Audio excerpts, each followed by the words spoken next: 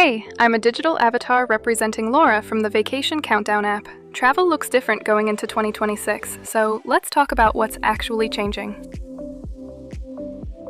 Today, we're digging into a really surprising story about how the world is traveling right now. It seems like everyone is on the move again, but believe me, the old rulebook for how and why we go, it's been totally thrown out. So after a few years of, starts and stops, the data is now crystal clear. People are packing their bags and exploring the world in massive numbers. And we're not just talking about a recovery here, it's more like a full-blown roar back to life. I mean, just look at Europe. Even with all the talk about the economy, traveler spending is set to jump by almost 10% this year. 10%!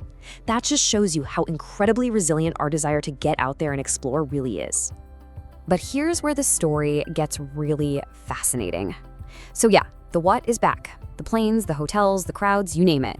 But the why? That's where a quiet revolution is happening. And honestly, that shift is changing absolutely everything. All right, so let's really dig into this comeback, because the numbers alone tell a pretty amazing story about just how much people want to get out there. Take Greece, for instance, a classic spot, right? Well, airlines are pumping up flight capacity by more than 11% for November. And that's not just a little tweak. No way. That is a huge signal from the industry that they're betting big that the demand for long-haul travel is going to be super strong. And this is really part of a bigger picture across Europe. Sure, arrivals and stays are up, which is great, but look at the spending, up almost 10%. What does that tell us? It means people aren't just traveling, they're really investing more in their experiences, even when money's a bit tight. So you see these numbers and you think, okay, great, travel is back to normal, but not so fast, because these numbers are actually hiding something really interesting, a split in how we're choosing to travel. And just under the surface, there's a much deeper, more profound shift happening in our mindset. And that brings us right to the heart of it, what we're calling the Great Travel Contradiction. And believe me, this is about a fundamental change in how we even think about travel. Think about how we used to plan trips, right?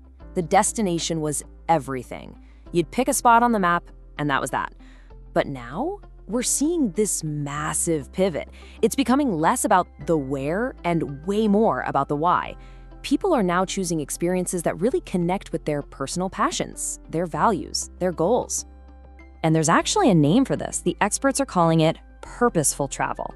And let's be clear, this isn't just some passing trend. It's a whole new way of thinking. It's the difference between saying, I'm going to Paris versus I'm going on a trip to master French pastry making. And oh, by the way, it happens to be in Paris. See the difference? That is what's reshaping the entire industry.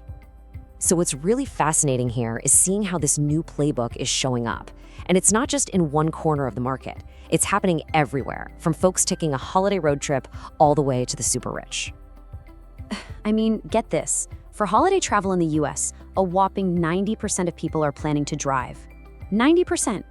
They're consciously choosing the convenience and freedom of a road trip over a long-haul flight. For them, the purpose is all about comfort and connection, not about planting a flag on some far-off destination. And it's not just the everyday traveler. This same shift is happening in the world of luxury travel. The whole idea of what luxury even means is changing. It's not just about, over-the-top extravagance anymore. The new luxury is all about wellness, making a positive impact, and finding real meaning in the experience.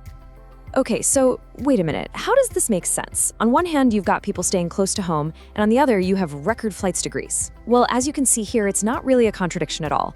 It's a diversification. Travel is basically splitting into two different lanes. You've got these highly intentional, purposeful, long-distance journeys, and then you have equally intentional, value-focused trips that are much closer to home. And look, this shift isn't just happening on its own. It's actually being pushed along, even accelerated, by some very real-world challenges that are forcing all of us to be a little more deliberate with our plans. For instance, let's take the ongoing US government shutdown. That's having a very real impact, putting a strain on things like air traffic control staffing. And for travelers, that just adds a whole new layer of uncertainty to the mix. I mean, think about it. When you can't be 100% sure your flight is going to leave on time or even at all, it naturally forces you to be more thoughtful, right? It reinforces this need for deliberate, purposeful planning. Maybe you build in an extra day as a buffer, or you pick a more reliable route, or, like we just saw, you just decide to drive instead. Being intentional becomes your best defense against all that disruption. Okay, so let's tie this all together. You've got this huge, resilient demand for travel. You've got this major shift in our values. And you've got these external pressures forcing our hand. When you put it all together, a really clear picture of the future of travel starts to take shape. So the bottom line is this: travel is becoming way more intentional across the board.